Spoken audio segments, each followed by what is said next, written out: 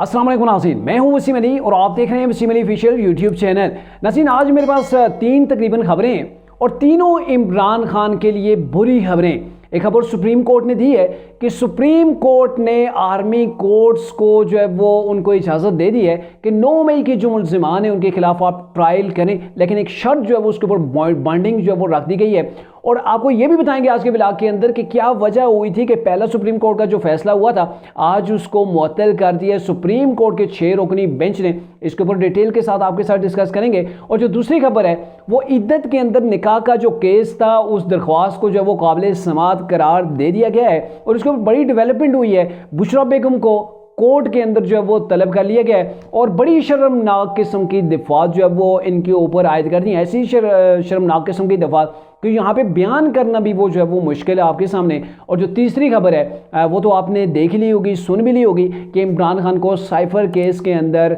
उनके ऊपर फर्द जुर्म जो है वो आयद हो गई है। क्या तफसीलात हैं आपके साथ डिस्कस करते हैं, लेकिन उससे पहले हमारी आपसे होगी गुजारिश कि अगर आपने अभी तक हमारे चैनल को सब्सक्राइब नहीं किया तो काइंडली अभी हमारे चैनल को सब्सक्राइब कर लीजिए और बेल आइकन को प्रेस करना मत भूलिएगा।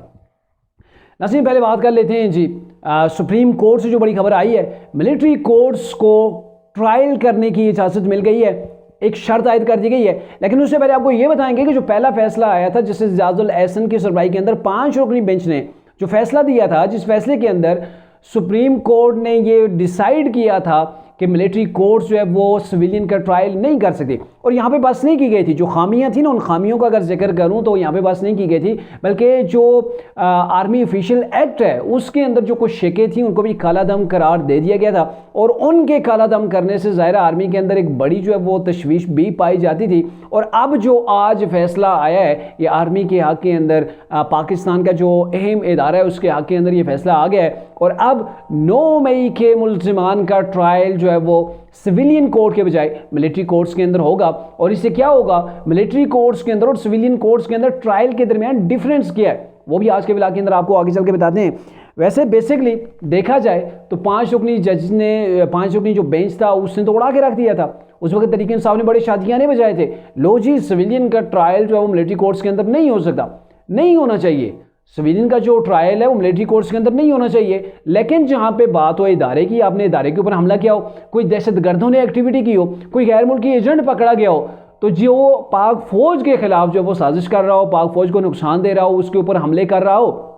तो डेफिनेटली ये तो प्रायरात जो है वो ऑफिशियल एक्ट के तहत उसके खिलाफ जो है वो कार्रवाई होगी, मिलिट्री कोर्ट्स के अंदर होगी। और ये पहली बार नहीं है, पहले भी होती रही है। तरीके साहब के जो चेयरमैन इमरान खान है, साहब का चेयरमैन है, उनके दौर के अंदर भी मिलिट्री कोर्ट्स के अंदर आम सिविलियन को, ये नहीं कि जिन्होंने पाक फौज के ऊपर ही हमला किया था, सिविलियन के ट्रायल उस वक्त होते रहे हैं। और जब सिविलियन के ट्रायल को रोकने के लिए पेशावर हाई कोर्ट ने एक बार फैसला दिया था तो इमरान खान उस केस को लेके सुप्रीम कोर्ट के अंदर जाके इन्होंने चैलेंज किया था कि इस फैसले को कलादम करार दें और मिलिट्री कोर्ट से वो अपना काम उन्हें करने दिया जाए। अब ये है ना कि 9 मई के जो मुजरिम है, फर्ज किया कि अगर 9 मई के अलावा भी कोई एक्टिविटी होती है, जैसे पिछले जो 5 रुकनी बेंच ने जो फैसला दिया था उन्होंने तो शिकों को भी उड़ा के रख दिया था, जिन शिकों के तहत यानी कि कोई भी आर्मी पर्सन नहीं है, चाहे वो पाकिस्तानी है, फॉरेनर है, कोई भी है, अगर उसका ट्रायल जो मिलिट्री कोर्ट्स के अंदर होना था तो उन शिकों को उड़ा के रख दिया था, यानी कि अब नहीं हो सकता था। आप वाज़ेह मिसाल ले लें कुलभूषण यादव की कि अगर उसका जो ट्रायल मिलिट्री कोर्ट्स के जरिए हुआ तो यहाँ पे जो पाबंदी लगाई गई, अब कोई दहशतगर्द पकड़ा जाता है, चाहे वो पाकिस्तानी दहशतगर्द है, गैर मुल्की दहशतगर्द है। और आपको याद होगा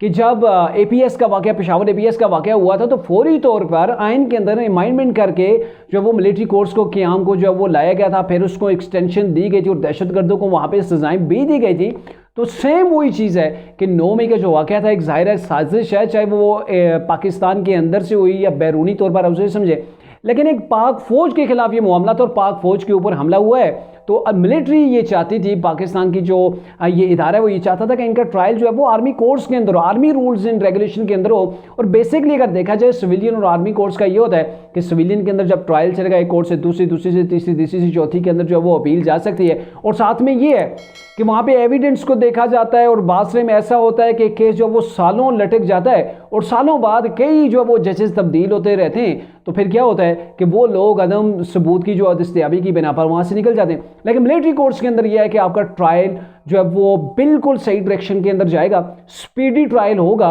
और इस ट्रायल के अंदर यह है कि पहले अपील का हक नहीं होता था, लेकिन अब अपील का भी हक दिया गया था। ये जो ऑफिशियल सीक्रेट एक्ट था आर्मी का, इसके अंदर जब अमेंडमेंट की गई तो इसके अंदर कुछ चीज़ें इसके अंदर मज़ीद ऐड की गई और ऐड भी की गई और वहाँ पे ये भी चीज़ की गई कि इनका जो है वो अपील का इनको हक हासिल है। अभी भी सुप्रीम कोर्ट के 6 रुकनी बेंच ने जो आज फैसला दिया है, जिसकी सदारत जस्टिस तारिक मसूद साहब जब वो कर रहे थे तो उन्होंने 5-1 की तनासब के साथ ये फैसला दिया है और इस फैसले के अंदर उनको बाउंड किया गया है मिलिट्री कोर्ट्स को कि आपने ट्रायल करना है, लेकिन ट्रायल का जो हतमी नतीजा है ना उसको आपने अनाउंस नहीं करना। हतमी ट्रायल जो है वो आपने उसको जो है वो आगे अंजाम तक नहीं पहुंचाना है, बल्कि जैसे ही हतमी ट्रायल तक पहुंचेंगे जाहिर है वो सुप्रीम कोर्ट के अंदर मेरे ख्याल में वो लिस्ट आ जाएगी या गवर्नमेंट के पास आ जाएगी, फिर उसके ऊपर मेरे ख्याल में थोड़ी बहुत डिबेट होगी और फिर फाइनली उन लोगों को सजाएं मिल जाएंगी। तो ये तरीके इंसाफ के लिए एक बड़ी ही बैड न्यूज़ है, क्योंकि 9 मई के वाक़े के अंदर जितने भी लोग जो है वो मुलव्वस थे उनका ट्रायल मिलिट्री कोर्ट्स के अंदर होगा। पहले जब ये फैसला आया था जस्टिस उस वक्त जो थे इजाजुल एहसन साहब की सरबराही के अंदर ये बेंच बना था तो उन्होंने इसको कलअदम करार दे दिया था और आज उसी फैसले को मुअत्तल करके रख दिया है। अब दूसरी खबर के ऊपर आते हैं। दूसरी खबर बड़ी अहम है और ये सिर्फ अहम नहीं है, इंतहाई अहम है और तरीके इंसाफ के जो बानी है इमरान और बुशरा बेगम के लिए आप कह सकते हैं कि एक बड़ी सख्त किस्म की यहाँ पे सज़ा हो सकती है, क्योंकि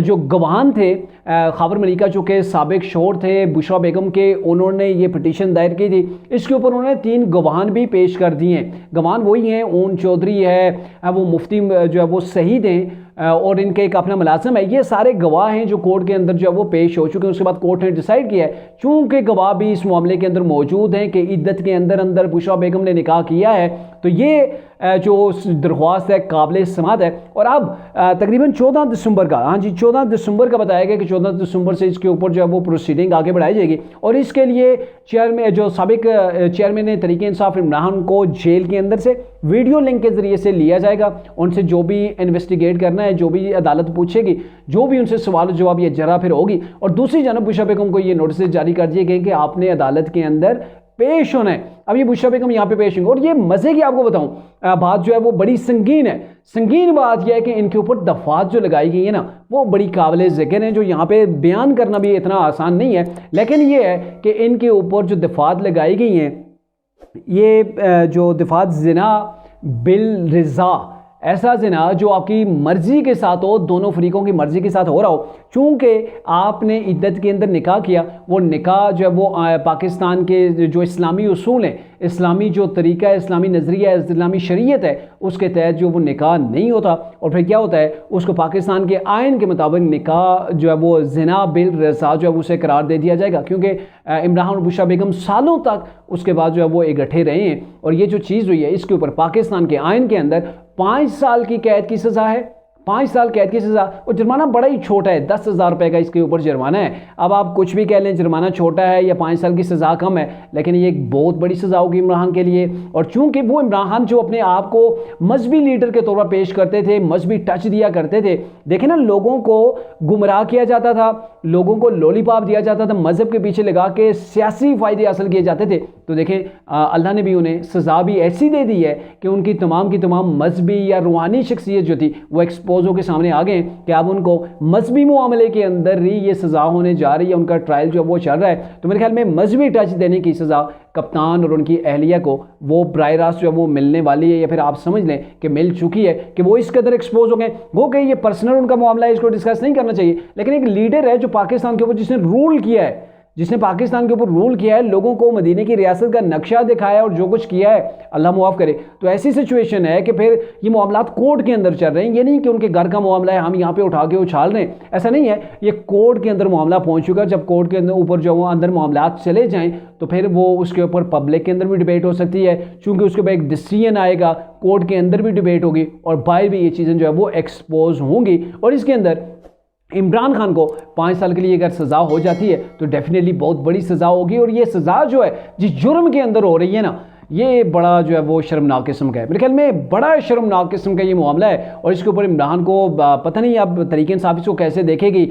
या फिर इमरान इसको कैसे देखेंगे, लेकिन उनके लिए बड़ा शर्मनाक किस्म का ये मामला है अगर इसको समझा जाए। और जो तीसरी खबर है कि साइफर केस के अंदर जहाँ पर इमरान हर तरफ से अपने आप को बचाने की कोशिश करते रहे, पहले उनका ट्रायल जो है वो कलादम भी करार दे दिया गया था 28 अगस्त के बाद का, दोबारा से ट्रायल होता है। आज फिर इमरान के ऊपर फर्द जुर्म आयद हो गई है और फर्द जुर्म कैसे ना आयद होती, और अब आगे जो स्पीडी ट्रायल होगा, नोटिस मेरे ख्याल में जारी हो गए हैं, तो ये चीज़ है कि इमरान के खिलाफ एविडेंस उसके अंदर मौजूद हैं, ऐसे एविडेंस जिसके ऊपर 28 से ज़्यादा आपके पास गवाह मौजूद हैं। जिस शख्स ने वो साइफर लिखा था असद मजीद साहब, वो भी मौजूद है, उनका बयान स्टेटमेंट 164 के तहत है या 161 के तहत है, उनकी वो भी रिकॉर्ड हो चुकी है। आपके प्रिंसिपल सेक्रेटरी के भी बयान जारी हो चुके हैं, दीगर लोग भी इसके अंदर आपके खिलाफ गवाह बन चुके हैं। तो ये वैसे भी एक नज़र आ रहा है कि इस केस के अंदर जो पहले कहा गया था ना, वो तरीके इंसाफ लोग जो उन्होंने ढोलकियाँ मारना शुरू कर दी थी कि लो जी इमरान बच गया, साइफर केस उड़ा के रख दिया। साइफर केस उड़ा नहीं है, उसके अंदर जो एविडेंस है उसके अंदर इमरान का बचना आसान नहीं है। इमरान उसके अंदर बुरी तरह फंसेगा और उसको बड़ी सजा भी हो सकती है।